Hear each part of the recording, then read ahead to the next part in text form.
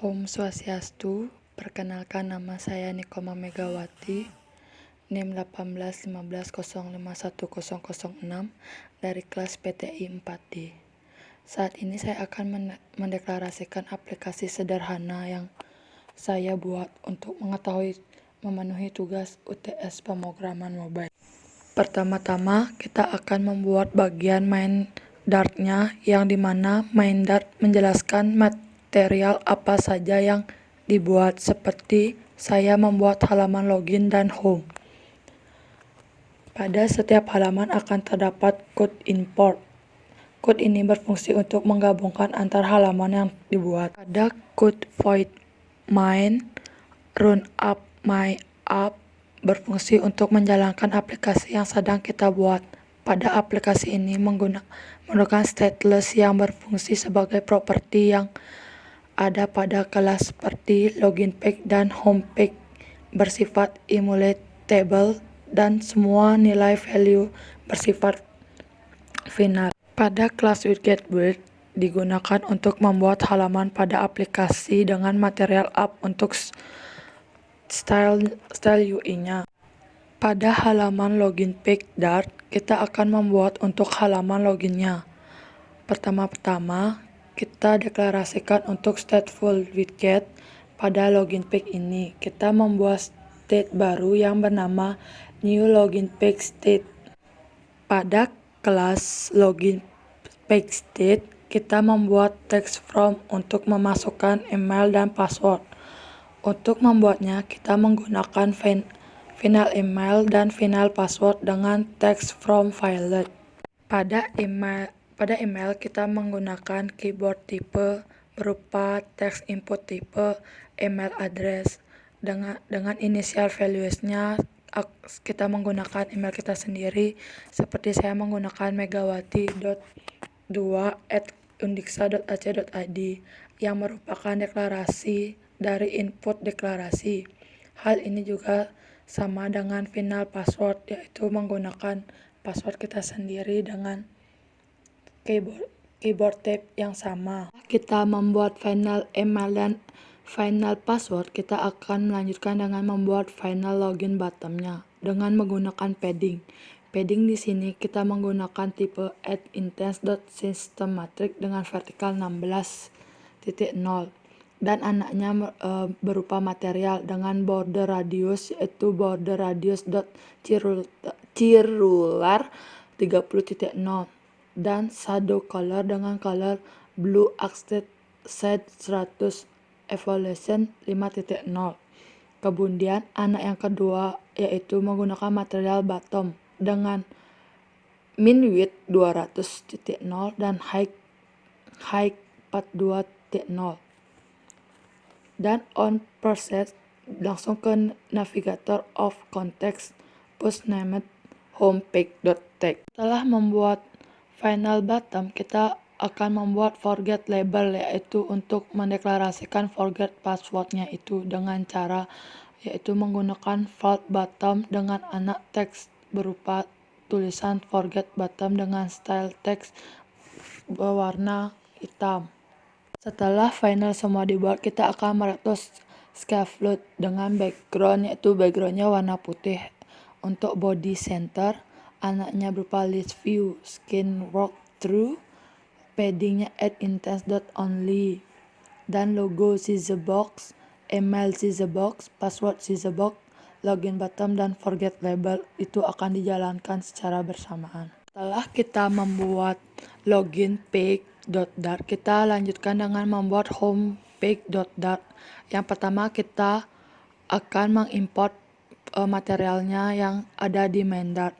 Kemudian kita membuat kelas home page extend stateless dengan statistik string text sama dengan home page, yaitu berguna untuk memanggil home page-nya.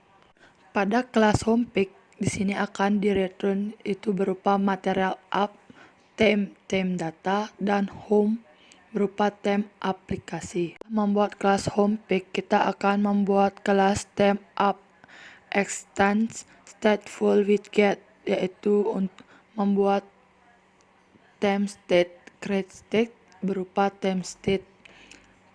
Dalam kelas baru, kita mendefinisikan data yang akan kita perlu gunakan.